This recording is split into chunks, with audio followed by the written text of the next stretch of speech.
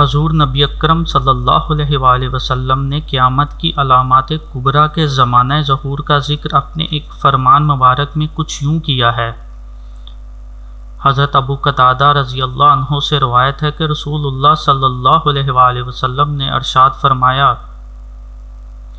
قیامت کی نشانیاں کسی بھی 1000ویں سال کی دوسری صدی ختم ہونے کے بعد ظاہر ہوں گی۔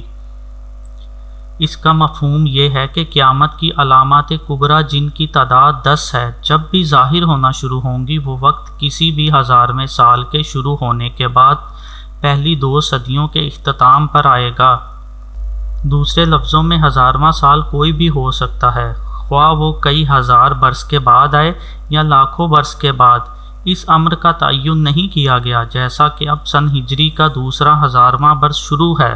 مثال کے طور پر اس وقت 1440 سن ہجری ہے، گویا سن ہجری کو شروع ہوئے پہلا 1000واں سال ختم ہو چکا ہے۔ اس پر مزید 4 صدیاں بھی بیت چکی ہیں اور 40 سال اگلی صدی کے بھی گزر چکے ہیں۔ اب 15ویں صدی ہجری جاری ہے، لہٰذا بعد المیتین کا معنی یہ ہوا کہ جس طرح پہلا 1000واں سال ختم ہو چکا ہے اور اس کی 5ویں صدی جاری ہے، اس طرح قیامت کی علامات کبریٰ کے ظہور کا زمانہ جب بھی شروع ہوگا، اس کی ترتیب زمانی اور وقوع کی صورت یوں ہوگی کہ کسی زمانہ میں حسب سابق نیا 1000واں سال شروع ہو کر اس کی پہلی 2 صدیاں ختم ہو چکی ہوں گی اور اس 1000ویں برس کی تیسری صدی کی ابتدا ہوگی جب قیامت کی علامات کبریٰ کا آغاز ہوگا۔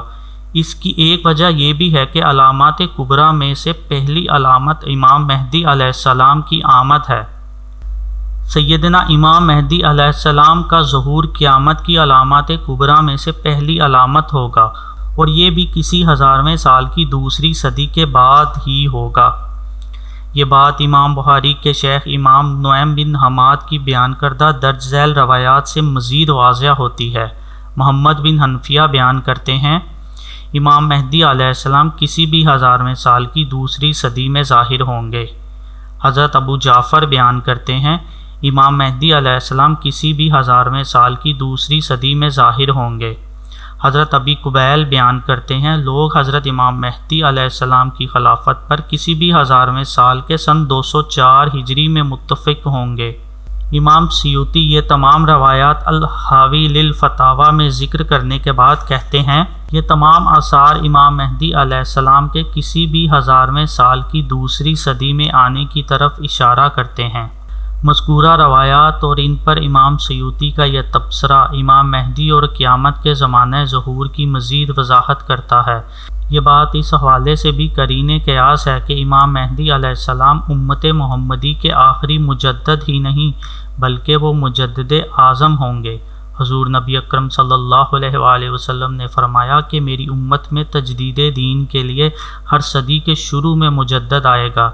مجدد کی پیدائش پچھلی صدی کے نصف آخر یا آخری تہائی میں ہوتی ہے۔